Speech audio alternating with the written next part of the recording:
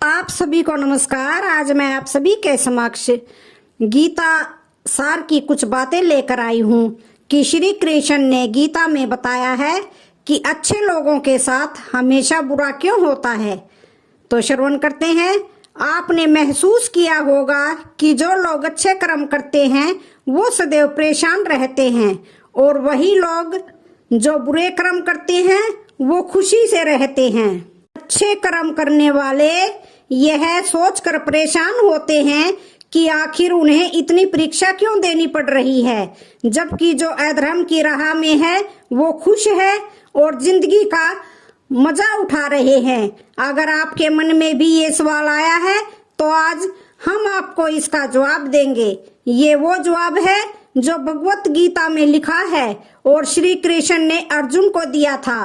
भगवत गीता में वर्णित कथा के अनुसार जब भी अर्जुन के मन में कोई दुविधा होती थी तो वो श्री कृष्ण के पास पहुंच जाते थे। एक बार की बात है, अर्जुन ने भगवान श्री कृष्ण के समीप आकर कहा कि वो दुविधा में हैं और इसका जवाब वो श्री कृष्ण से चाहते हैं। श्री कृष्ण ने पूछा कि क्या सवाल है। अर्जुन ने कहा, मुझे ये जानना है कि अच्छे लोगों के साथ हमेशा बुरा ही क्यों होता है, वही बुरे लोग खुशहाल दिखते हैं। अर्जुन के मुंह से ऐसी बातें सुनकर श्री कृष्ण मुस्कुराए और कहा, मनुष्य जैसा सोचता है और महसूस करता है वैसा कुछ नहीं होता है, बल्कि अज्ञानता की वजह से वो सच्चाई नहीं समझ पाता है। अर्जुन उनकी ये बात समझ नहीं पाए। इसके बाद श्री कृष्ण ने अर्जुन से कहा, हे पार्थ, मैं तुम्हें एक कथा सुनाता हूँ, उसे सुनकर तुम समझ जाओगे कि हर प्राणी को उसके कर्म के हिसाब से ही फल मिलता है। प्रकृति हर किसी को अपनी राह चुनने का मौका देती है। अब वो मनुष्य की इच्छा पर निर्भर करता है कि उसे धर्म की राह चुननी है या अधर्म की। कथा शुरू करते हुए श्री कृष्ण ने कहा, एक नगर में दो पुरुष रहा करते थे। एक पुरुष व्यापारी था जिसके जीवन में धर्म की बहुत महत्ता थी। वो पूजा पाठ में यकीन रखता था। वो हर रोज मंदिर जाता था और दान धर्म भी करता था और हर रोज भगवान की पूजा करता था। वहीं दूसरा पुरुष बिल्कुल विपरीत था। वो हर रोज मंदिर तो जाता था लेकिन पूजा करने नहीं बल्कि मंदिर के बाहर से जूते चप्पल चुराता था। उसे दान और धर्म से कोई लेना देना नहीं था। समय बीतता गया और एक दिन बहुत जोर की बारिश हो रही थी। इस वजह से मंदिर में पुजारी के अलावा और कोई नहीं था।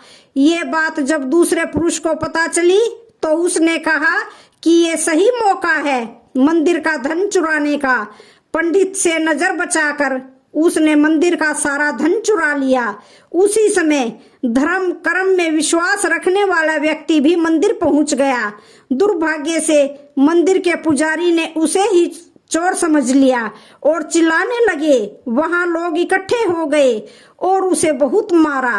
किसी तरह वो बचते बचाते वहां से निकला तो दुर्भाग्य से उसका साथ वहां भी नहीं छोड़ा।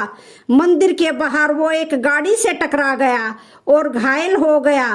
फिर वो व्यापारी लंगड़ाते हुए घर जाने लगा तो रास्ते में उसकी मुलाकात उस पुरुष से हुई जिसने मंदिर से धन चुराया था। उसने कहा, आज तो मेरी किस्मत चमक गई, एक साथ इतना सारा धन मिल गया। ये सब देखकर उसे बहुत बुरा लगा और उसने अपने घर से भगवान की सारी तस्वीरें निकाल दी। कुछ सालों बाद दोनों पुरुषों की मृत्यु हो गई। मरने के बाद जब दोनों यमराज की सभा में पहुंचे और भले पुरुष ने दूसरे व्यक्ति को देखा तो उसे बहुत गुस्सा आया। उसने क्रोधित होकर यमराज से पूछ ही लिया कि प्रभु, मैं तो हमेशा अच्छे कर्म करता था, दान में विश्वास रखता था, उसके बदले जीवन भर मुझे अपमान और दर्द ही मिला और इस व्यक्ति को नोटों से भरी पोटली। आखिर ऐसा भेदभाव क्यों? इस पर यमराज ने कहा, पुत्रे, तुम गलत समझ रहे हो। जिस दिन तुम्हारी गाड़ी से टक्कर हुई थी वो दिन तुम्हारे जीवन का आखिरी दिन था, परंतु तुम्हारे अच्छे कर्मों की वजह से तुम्हारी मौत सिर्फ एक छोटी सी चोट में बदल गई। तुम इस दुष्ट व्यक्ति के बारे में जानना चाहते हो? दरअसल इसके भाग्य में राजयोग था, मगर इसके कुकर्मों और अधर्म की वजह से वो सिर्फ एक छोटी सी धन की पोटली में बदल गया। कथा सुनाने के बाद श्री कृष्ण अर्जुन से कहते हैं, हे पार्थ, क्या अब तुम्हें तुम्हारे सवाल का जवाब मिल गया? ऐसा सोचना कि भगवान तुम्हारे कर्मों को नजरअंदाज कर रहे हैं, ये बिल्कुल भी सत्य नहीं है। भगवान हमें कब, क्या, किस रूप में दे रहा है, मनुष्य को कुछ भी समझ नहीं आता है।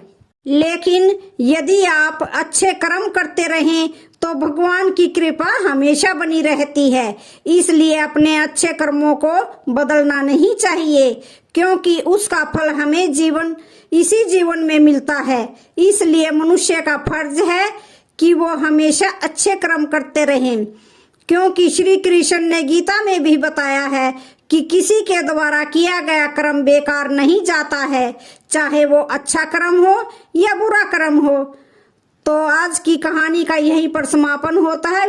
वीडियो अच्छी लगे तो चैनल को लाइक, शेयर, सब्सक्राइब जरूर करें। धन्यवाद।